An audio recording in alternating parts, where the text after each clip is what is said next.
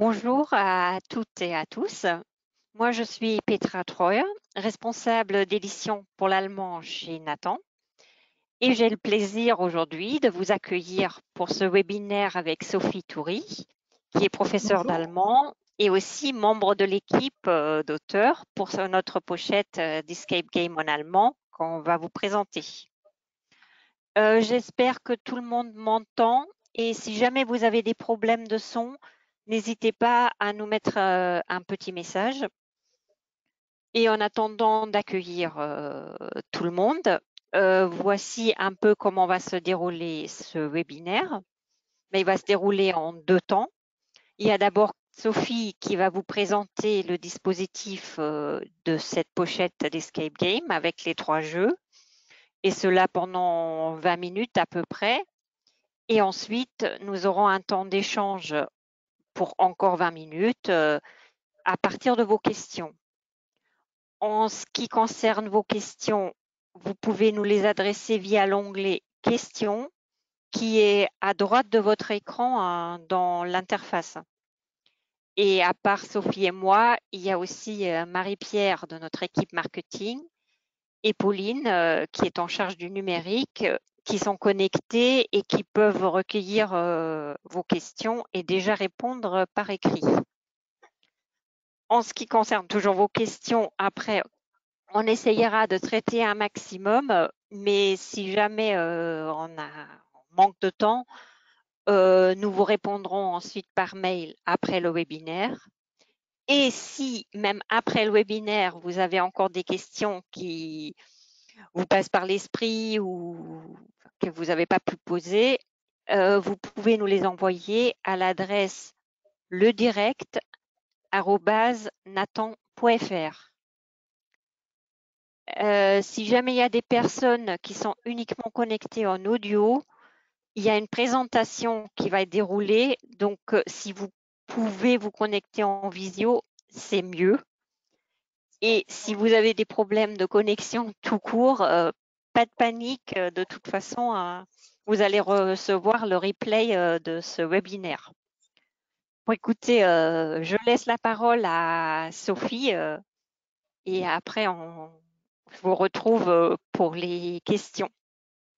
Sophie, à toi. Ok, bonjour à tous et à toutes. Merci d'être présents. Comme le disait Petra, je m'appelle Sophie Toury-Morvan. Je suis enseignante d'allemand depuis une vingtaine d'années et j'enseigne depuis 2008 dans un petit collège de l'Ain, donc Académie de Lyon, le collège du Val-Romet. Et avec ma collègue Amélie Lismonde, qui ne peut pas être présente aujourd'hui, de même d'ailleurs que mon autre collègue Natacha, puisqu'elles sont convoquées, Natacha Bibard, pour des surveillances de baccalauréat, d'épreuves du baccalauréat. Eh bien, nous avons travaillé donc toutes les trois cette année à la conception donc d'une pochette de 3 escape games axés à la fois collège et lycée. Avec Amélie Lismonde, ça fait 2 ans qu'on s'intéresse au thème de l'escape game en cours d'allemand. Ça s'était déjà pas mal développé dans d'autres disciplines et on trouvait donc que l'escape game est une bonne alternative au cours traditionnel, hein, puisqu'il amène une approche ludique et actionnelle, voilà, comme on va vous le montrer également aujourd'hui. Donc je suis vraiment ravie de pouvoir vous présenter cette pochette aujourd'hui, qui a été testée dans nos cours, hein, et on a pu voir vraiment avoir des retours des élèves très très positifs. Donc je vais d'abord vous présenter les 3 univers rapidement, les 3 univers, les 3 scénarios de ces escape games. Qui sont volontairement très différents, c'est-à-dire qu'ils vont emmener les élèves dans des endroits vraiment très différents et dans des époques différentes. Donc c'est très très varié. Donc le premier jeu, Wo ist Störtebecker's Schatz, est axé plutôt, vise un niveau A2. Il s'adresse à des élèves, par exemple, de 5e bilan, 4e LV2. Alors, à partir de ces niveaux-là, hein, mais rien n'exclut de mettre en œuvre ce jeu avec des élèves un peu plus âgés également. Dans ce jeu, les élèves sont plongés dans l'univers du légendaire pirate Klaus Störtebeker, donc à l'époque du Moyen Âge. et ils vont devoir retrouver le trésor enfoui qui n'a jamais été retrouvé. Voilà, c'est la mission qui est proposée dans ce jeu. Le deuxième jeu s'intitule Auf den Spuren Ludwigs des Zweiten.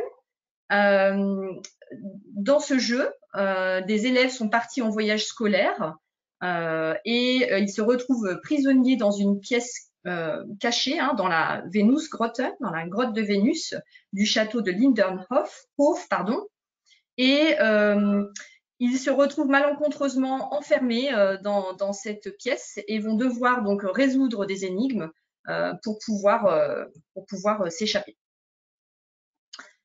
Ce jeu, il peut s'adresser, il est de niveau A2+, et donc il peut s'adresser à des collégiens de 4e ou 3e, mais aussi on peut l'envisager pour des secondes, pour remettre certaines choses en place. Il y a un travail notamment autour du prétérit. Enfin, le dernier jeu s'intitule Raus aus Ostberlin. Il s'adresse plutôt, donc il est plutôt niveau B1, donc s'adresse à des élèves plutôt des lycéens, disons seconde, ou alors pourquoi pas des collégiens de 3e bilingue.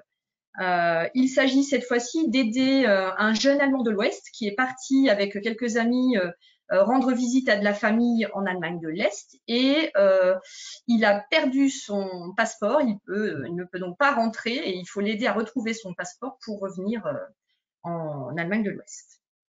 Voilà donc les 3 univers qui, comme je disais, sont vraiment très différents, font voyager aussi les élèves à la fois dans l'espace et dans le temps. Alors, on va parler maintenant du contenu. Voilà, contenu de la pochette. Donc, il y a dans cette pochette 18 plateaux de jeu, c'est-à-dire 6 plateaux de jeu par escape game. Ces plateaux de jeu sont en format A3.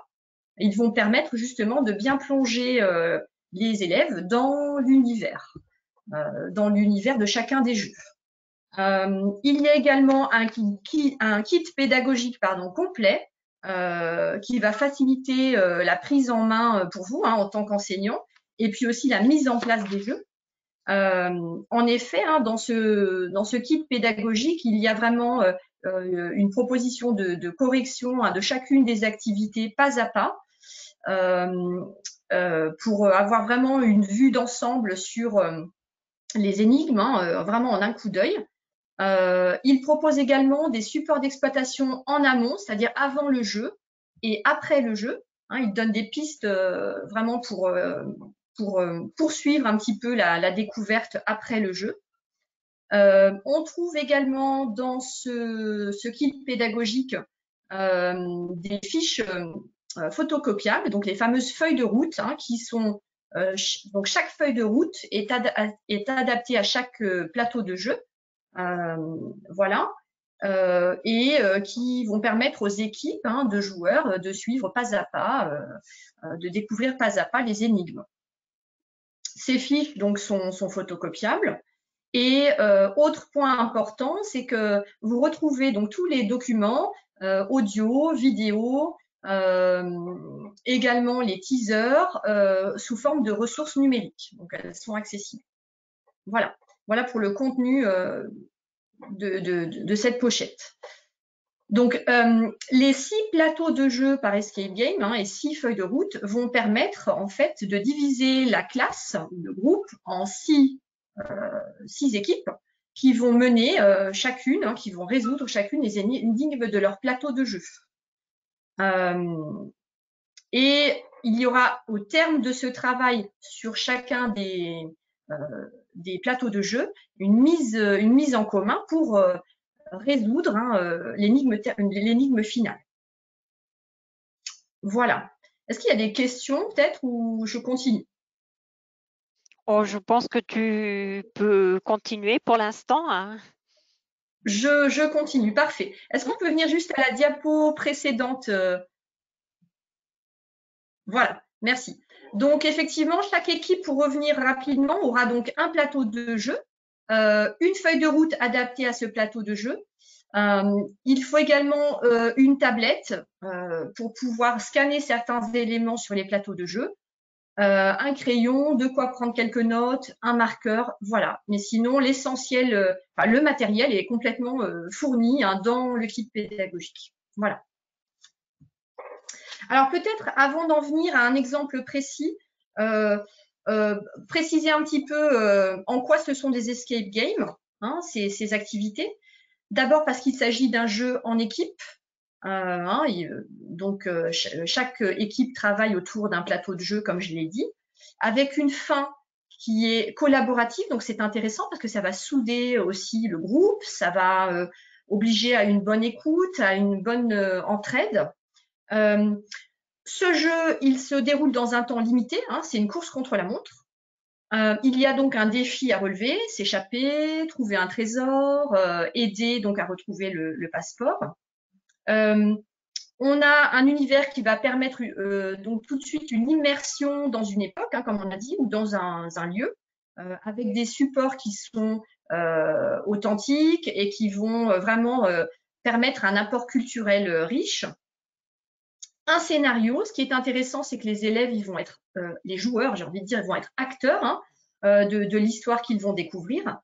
Des énigmes à résoudre donc, et des énigmes qui sont variées. C'est-à-dire on a à la fois des énigmes qui sont axées sur la langue, évidemment, mais aussi il y a de la fouille d'informations dans le poster, des manipulations, des pliages, des petites activités de logique, de réflexion, et ça va permettre aussi de toucher à tous les profils d'élèves, pas simplement celui qui est bon en allemand, mais aussi ça va raccrocher et remotiver des élèves justement parce qu'il y a un petit peu des activités manuelles, chacun va pouvoir apporter un petit peu sa pierre à l'édifice.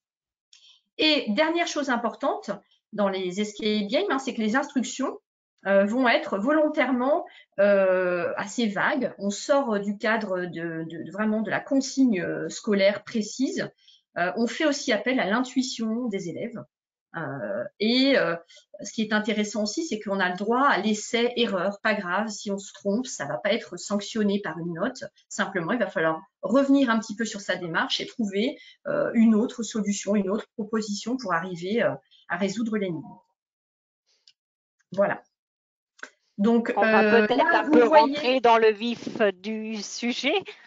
Oui, tout à fait. Donc là, vous avez donc le premier plateau de jeu de l'escape game Wo ist Störtebeckers Schatz.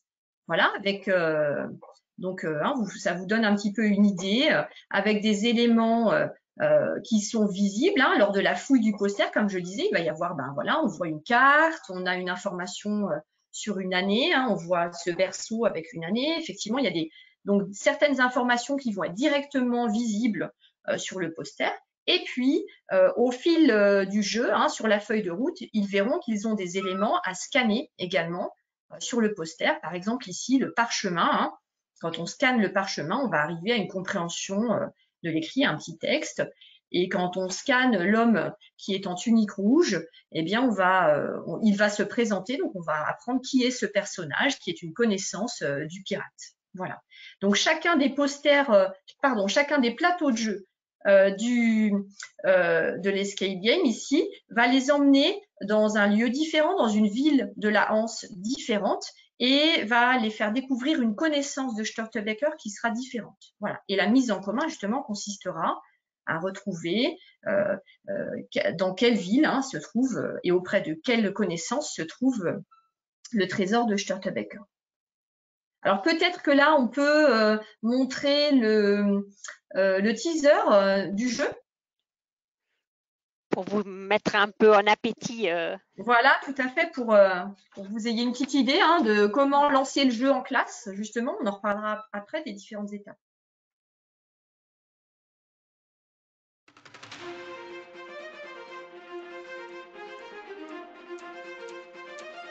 Das Museum für Hamburgische Geschichte sucht schon lange den Schatz des Piraten Klaus Störtebeker. Dieser Schatz wurde bis heute nicht gefunden. Er soll in einer Hansestadt versteckt sein. Aber nun ist auch ein Räuber auf seiner Spur. Das Museum hat euch deshalb eine Mission anvertraut, den Schatz vor dem Räuber wiederzufinden. Eine Zeitmaschine bringt euch ins Mittelalter zurück. Dort könnt ihr viel über Klaus Störtebeker erfahren.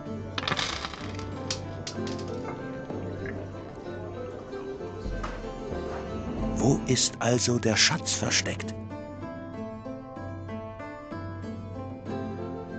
Aber die Zeit drängt. Deshalb beeilt euch und tauscht gegenseitig eure Informationen aus. Viel Erfolg!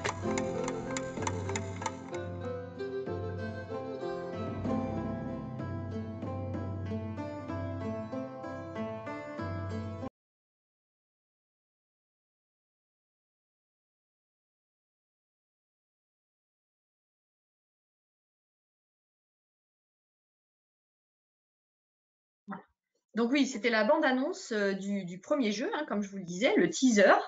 Donc sur l'organisation en classe, concrètement, comment mettre en place, quelles sont les différentes étapes. Donc c'est sur la diaporama suivante. Voilà, donc lors de la séance précédente, donc précédant le jeu en lui-même, donc il est conseillé de montrer le teaser, comme ça les plonge dans l'ambiance. Ça permet également de s'assurer qu'ils ont compris la mission. Voilà, c'est important. Et puis, ça crée aussi un intérêt. Hein, voilà, ça met un petit peu de piment. Moi, quand j'ai montré vraiment la bande-annonce, ils étaient très enthousiastes et ils n'attendaient que ça, de pouvoir jouer. Également, pendant la séance qui précède le jeu, dans le kit pédagogique, vous trouverez ce qu'on appelle des fiches mémo. Ce sont des fiches, en fait, pour préparer un petit peu le lexique notamment, ou quelques structures qui pourraient un petit peu entraver pour le jeu. Donc, ça permet un petit peu de délester d'un petit peu de lexique. Donc, il est conseillé de faire cette fiche mémo, donc la séance précédant le jeu en lui-même. Ensuite, pour le jour J, hein, ce qui est important, c'est d'installer effectivement le matériel, hein, comme on le disait, peut-être d'installer par îlot, donc le plateau de jeu, avec 1 ou 2 feuilles de route par groupe. Ça peut être intéressant d'en photocopier 2 parce que parfois ils vont fonctionner en parallèle, ils vont se répartir un petit peu le travail. Donc une tablette et puis également donc de quoi écrire, de quoi prendre des notes. Donc ensuite, ils vont être vraiment dans le jeu hein, pendant 1 heure. Pendant, on va dire, 35 à 45 minutes, ils vont être vraiment sur le travail par équipe. Chaque équipe progresse en parallèle. Hein. Les activités, d'ailleurs, je précise, de la feuille de route, elles sont vraiment très parallèles. Les documents de mon jeu aussi, notamment, sont équivalents, mais ne donnent pas les mêmes informations, bien évidemment, sur les 6 plateaux de jeu. Et puis, donc, durant les 10 dernières minutes, eh bien là, mise en commun des différentes réponses qui auront été données tout au long donc des petites énigmes pour retrouver donc dans quelle ville et auprès de quelle personne se trouve donc le trésor, là en l'occurrence pour le jeu.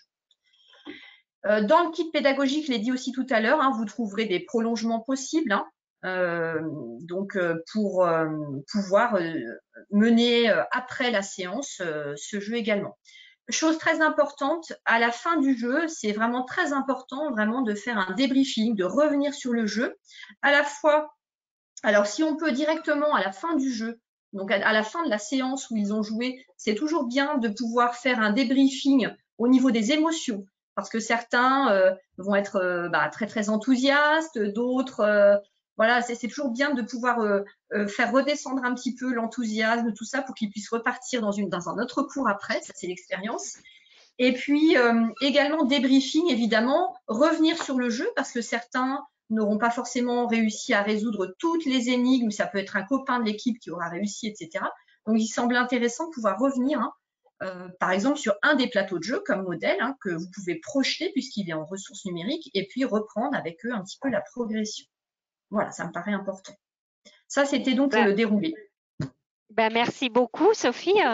Je pense qu'on peut dire encore quelques éléments plus généraux concernant les escape games. Oui, alors l'intérêt, vraiment, moi je vais revenir sur peut-être l'intérêt hein, de l'escape game en cours. pendant le jeu, l'enseignant, en fait, il est complètement en retrait. C'est-à-dire que l'intérêt principal, c'est que les élèves vont être vraiment acteurs. Hein, je le disais, ils vont être dans l'action. Ils vont pas être assis de manière passive. Hein, ils sont dans le jeu. C'est intéressant de placer, je l'ai pas dit ça, les élèves, de faire des équipes hétérogènes avec un élève moteur peut-être dans le groupe et qui va pouvoir un petit peu guider un petit peu le groupe. Donc le rôle de l'enseignant là, c'est vraiment d'accompagner. Il va être l'allié, hein, il va pas être contre. Hein. En fait, le seul élément contre lequel il faut jouer, c'est vraiment le temps. Après, donc l'enseignant, il va être là pour aider s'il y a une difficulté, guider. Alors dans le kit pédagogique, là encore, hein, il y a justement des guidages et des relances. C'est-à-dire que si l'équipe bloque, eh bien, on vous a donné des pistes pour débloquer un petit peu, leur montrer tel élément sur le poster ou des choses comme ça. Sans forcément donner la réponse, parce que ça peut être, attention, ça peut être très frustrant du côté des élèves si on leur donne directement. Donc, on a vraiment mis des guidages hein, dans les 3 jeux pour aider justement à ce rôle d'accompagnateur. Donc, ce qui est intéressant là pour l'enseignant, c'est qu'il va vraiment pouvoir observer les équipes, voir le fonctionnement des équipes également. Et puis, pour la mise en commun finale, là, il va reprendre la main. Hein, plus généralement, notamment dans les classes où il y a les plus jeunes élèves, hein, ça me paraît intéressant de reprendre la main pour guider à la mise en commun qui va permettre de résoudre l'énigme finale. Voilà. Les apports pour la classe, peut-être, les apports de oui, ce rapidement, pour qu'on puisse aussi… L'entrée culturelle, je l'ai déjà dit. L'approche actionnelle, je l'ai déjà dit. Parfait. La motivation des élèves. Ça augmente vraiment la motivation. Moi, les retours que j'ai eus, c'est on n'a pas vu le temps passer. Vraiment, c'est passé trop vite, mais déjà, voilà, ils étaient vraiment enthousiastes. Ça peut aussi ressouder un groupe classe, remotiver ceux qui sont un petit peu plus en difficulté, peut-être en langue.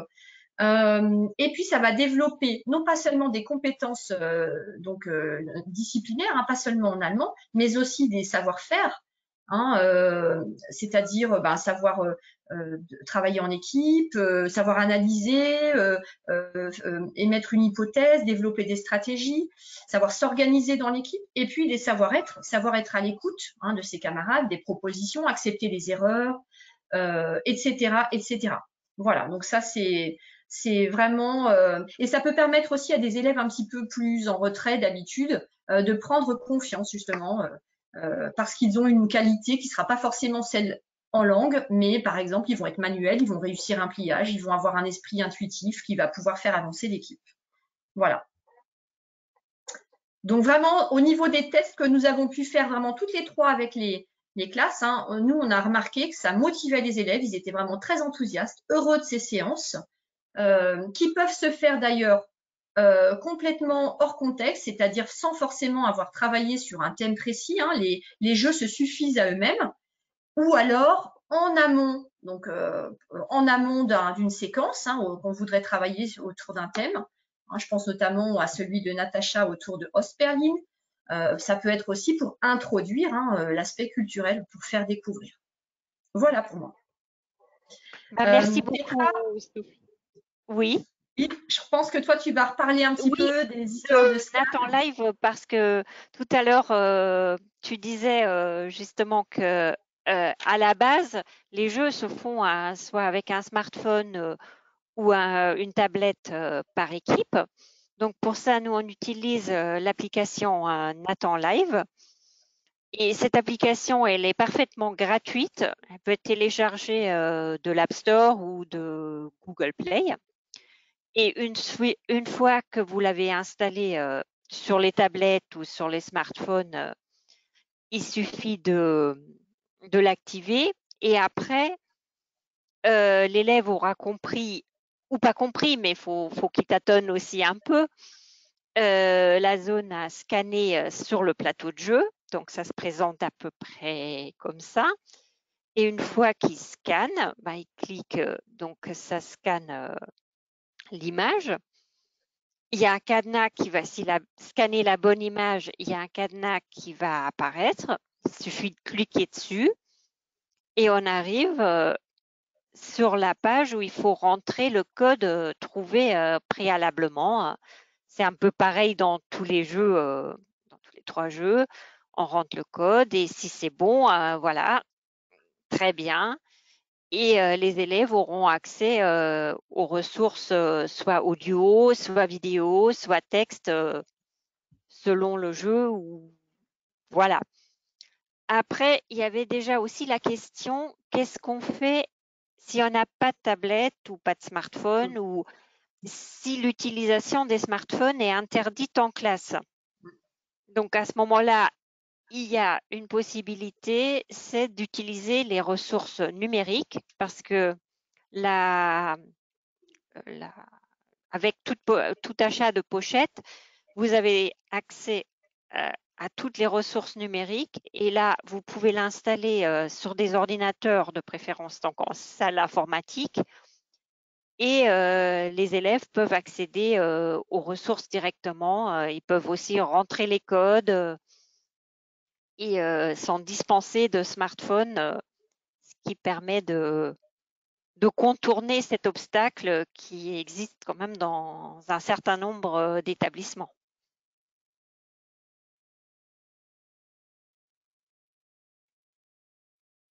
Voilà, déjà, merci dans un premier temps d'avoir suivi notre présentation. Donc, on va Merci à vous. passer aux questions. Donc, il y avait déjà la question, qu'est-ce qu'on fait si on n'a pas l'utilisation d'un smartphone ou d'une tablette? Après, il y a comme question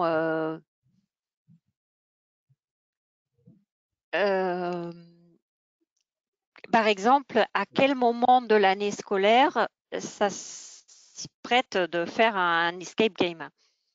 Parce que encore pour celui de Berlin-Est, il peut être intégré plus dans le programme scolaire, mais même quel serait un moment propice ou moins propice pour insérer un escape game?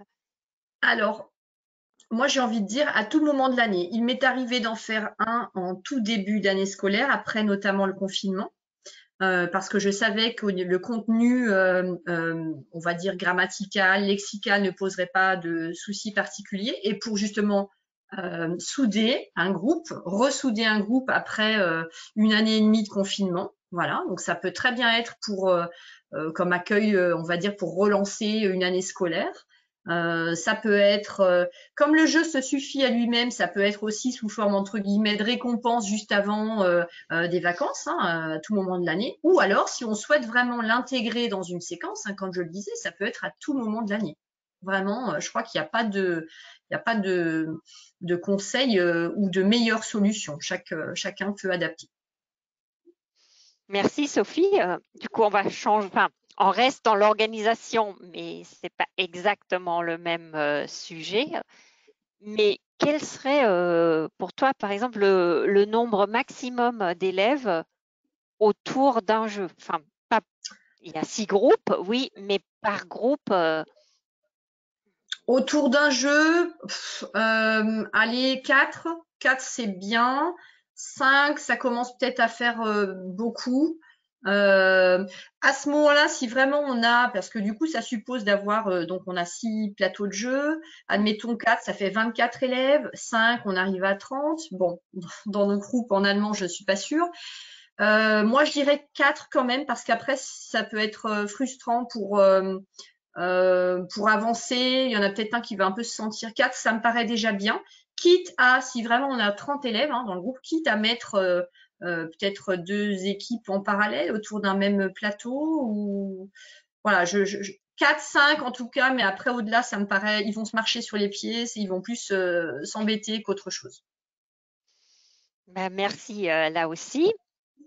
Autre question organisationnelle, le temps du jeu.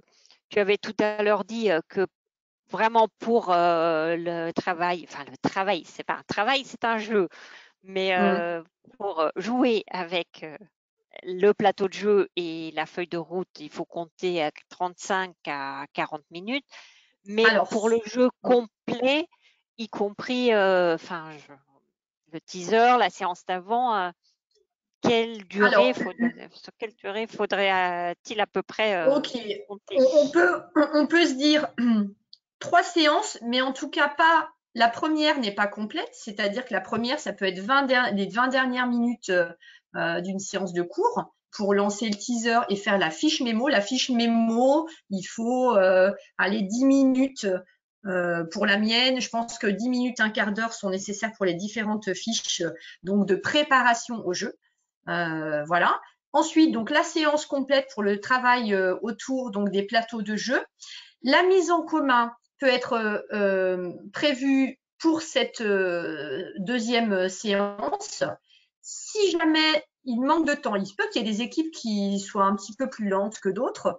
Dans ce cas, on peut tout à fait prévoir, et c'est pas grave du tout, de faire la mise en commun lors d'une dernière séance, donc la troisième entre guillemets. Et là aussi, il vous faudra pas l'heure entière, il faudra un quart d'heure juste pour résoudre l'énigme finale. Voilà.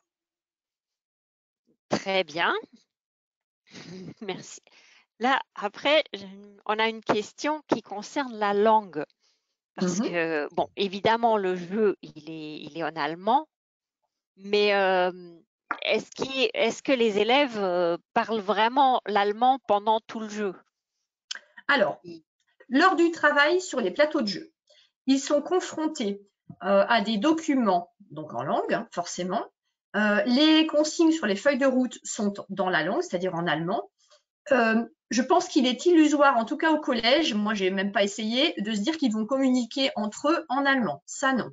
Mais ils sont quand même confrontés à des documents en langue allemande et toute la feuille de route est en langue allemande. Par contre, là où vraiment on les attend, c'est lors de la mise en commun, où là, effectivement, hein, ils vont communiquer, ils vont échanger des informations en langue allemande. Donc, hein, à ce niveau-là, il y a vraiment de l'expression orale également, voilà, qui va être importante. D'accord. Et toujours une question d'ordre organisationnel, cette fois plus dans l'espace. Est-ce que une salle de classe, est-ce que ça suffit pour que les 6 groupes puissent tranquillement, si j'ose dire, jouer, ou qu'est-ce qu'il faut prévoir comme place? Oui, alors si la salle de classe est quand même de taille, on va dire convenable, on peut prévoir donc de bien les répartir dans la salle, hein, de manière à ce que chaque équipe puisse travailler en toute tranquillité. Ça pose pas de problème, hein. De mon côté, ça n'en a pas posé en tout cas. Donc oui, la salle de classe peut suffire à condition qu'ils aient des tablettes, effectivement, pour scanner les différents documents. D'accord. Et je pense qu'on va arriver à une dernière question. Là, c'est plus une question de niveau, moins de niveau de cadre. Mais en soi, est-ce que tu conseilleras plutôt de faire ça au collège ou au lycée? Bien que tu as déjà dit en entrée de jeu pour quel niveau d'élèves sont prévus les différents jeux, mais en général, comment tu verrais? Pour moi, le premier jeu, clairement plutôt au niveau collège, hein, de par le scénario qui s'adresse quand même plutôt à de jeunes élèves. Le deuxième peut vraiment se jouer sur les 2 niveaux. Et le dernier, je le verrai quand même plutôt sur un niveau lycée. Voilà. Donc vraiment, la pochette, elle a été pensée pour à la fois pouvoir être utilisée au collège et au lycée. Après, si on a vraiment de très bons élèves, comme je le disais, le dernier jeu, on peut l'envisager en fin de troisième également au collège, hein. De la même manière, j'ai bien dit à partir de, parce que pour moi, le jeu sur Louis II de Bavière, donc le deuxième et le troisième, ils peuvent tout à fait se faire au lycée, justement pour faire un petit peu un diagnostic, par exemple en début d'année, quand on connaît pas bien les secondes, on peut voilà, ça peut être un moyen pour eux aussi de brasser les équipes, qu'ils fassent connaissance entre eux, puis de se rendre compte un petit peu du niveau des élèves, hein. Oui, en évaluation diagnostique un peu déguisée. Pourquoi pas sur les secondes, le deuxième, Ouais. moi j'y avais pensé. Moi je me disais que ça pourrait vraiment être un moyen pour eux, souvent ils viennent de différents collèges, donc qu'ils fassent connaissance entre eux et donc de voir aussi un petit peu les niveaux et un petit peu où ils en sont en ayant une approche ludique pour briser un petit peu comme icebreaker. Voilà. Oui, donc un double but, évaluation linguistique déguisée et jeu de connaissances sous une forme un peu différente. Tout à fait. Ben, merci beaucoup, Sophie. Merci, c'était avec plaisir. Pareillement, merci de nous avoir suivis. Et donc, vous allez recevoir le lien pour le replay à partir de ce week-end. Sinon, la démo numérique de notre pochette, elle est déjà disponible sur l'adresse nathan.fr/escapegames. Il y aura aussi un site compagnon où vous trouverez des réponses à comment utiliser Nathan Live, qu'est-ce qu'on peut faire si on n'a pas de tablette, et évidemment les teasers des 3 jeux. Et il y a aussi une vidéo qui vous montre un peu ce dispositif qui est disponible sur notre chaîne YouTube. Encore merci beaucoup à tous et très bon après-midi. Merci, au revoir, bon après-midi.